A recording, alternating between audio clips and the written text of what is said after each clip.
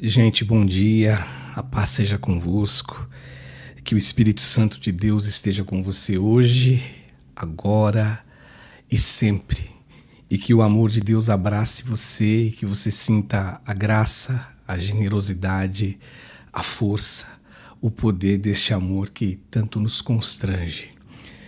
Hoje eu estou começando um projeto novo aqui com vocês que eu pretendo toda semana, não todos os dias a princípio, mas todas as semanas, talvez na quarta ou na sexta-feira, começar esse projeto que eu estou dando o nome para ele, Momento Reflexão, que na verdade é um projeto que no meu coração ele nasce como reflexão, logicamente, na Bíblia, reflexão na palavra de Deus e talvez reflexão nos assuntos, nos temas que estão acontecendo em nossa sociedade e em nossas vidas.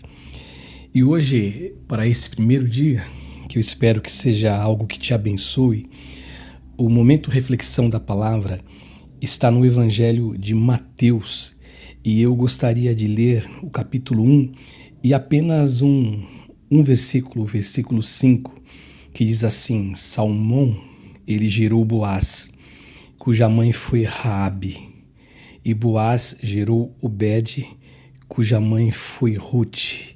Obed gerou Jessé.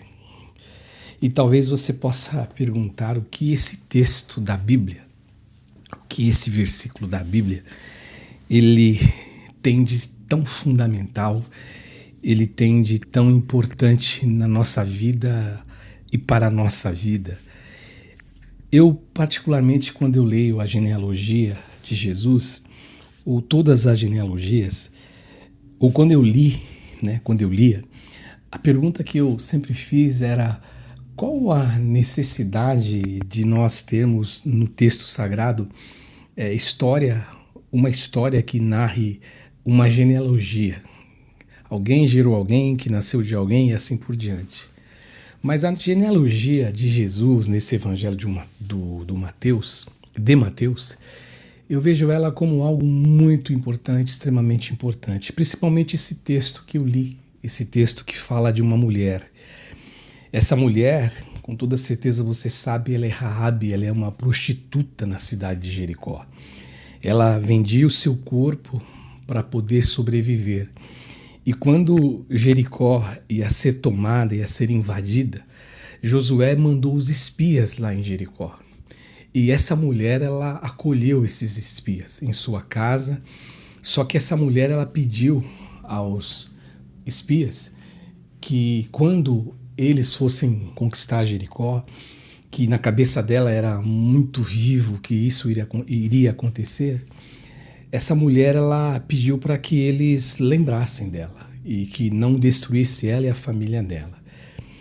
E a história você conhece, aqueles espias disseram que ela deveria ficar em casa e todos que estivessem na casa dela, esse seria o pacto que eles tinham firmado e firmariam com ela.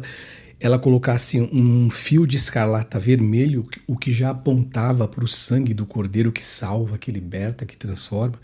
E todos que estivessem na casa, eles seriam salvos. E foi o que aconteceu. Quando Jericó caiu, a casa de Raabe e quem estava com ela, a sua família, foram preservados. Essa é a história que você lê, a história que a gente conhece da Bíblia Sagrada. Mas a minha reflexão é no sentido de que Deus, ele ama tanto. O amor de Deus, ele é tão grande pela humanidade que o amor de Deus, ele penetra lugares, regiões e corações de pessoas que eu e você, talvez, ou na verdade não é nem talvez, nós com o nosso pecado, com a nossa forma de ser, nós não gostaríamos de estar naquele lugar.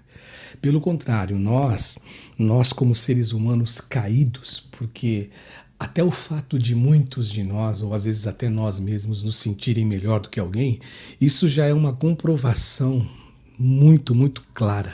É uma comprovação, é uma lógica de que eu e você somos seres humanos caídos, que nós temos como mania e costume olharmos apenas para o outro, o erro do outro, a falha do outro. E nós temos o pior, que eu ouvi muitas vezes pastores pregarem. A gente sempre pede para os outros justiça. Quando a gente diz assim, não, Deus é justiça. Deus ama o pecador, mas não ama o pecado. A gente sempre reivindica isso, mas não olhando para o pecado, mas olhando para a pessoa. E a gente quer justiça contra aquela pessoa. Mas para nós, a gente sempre pede de Deus graça, misericórdia, perdão.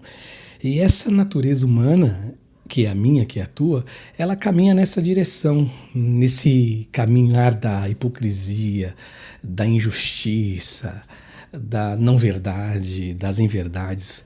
Só que esse texto, nessa genealogia de Jesus, o que eu vejo, o que eu enxergo aqui é uma graça absoluta, um amor que não dá para medir, um amor que não tem como a gente colocar no papel, esquadrinhar e dizer ele começa aqui, ele termina ali. Não, a gente não sabe. João diz que Deus amou o mundo de tal maneira, e essa tal maneira é algo que foge à nossa capacidade de lógica, de compreensão. O fato é que na genealogia do Salvador do mundo, do Salvador dos homens, do Salvador de todos aqueles que se abrem em verdade para recebê-lo e receber dele o perdão dos seus pecados e receber dele o direito de viver a eternidade para sempre em paz, tendo vida eterna, vida de verdade, existe uma prostituta.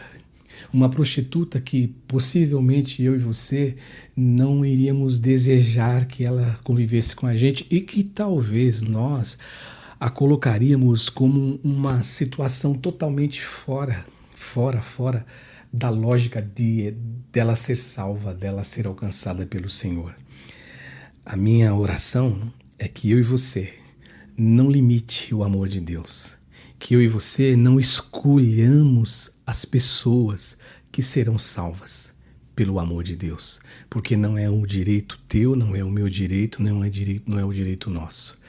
Que nosso momento de reflexão, esse primeiro, ele seja um momento de muitas reflexões nesse sentido. Deus amou o mundo de tal maneira. Deus ama a prostituta, Deus ama publicano, Deus ama pecador, Deus ama todos aqueles que até Ele vão com o coração aberto, com disposição de mudarem de vida, de terem suas vidas alteradas pelo poder do Espírito Santo. Fiquem com Deus, um beijo no coração de todos. Essa é a nossa primeira ou o nosso primeiro momento de reflexão na palavra. Deus abençoe.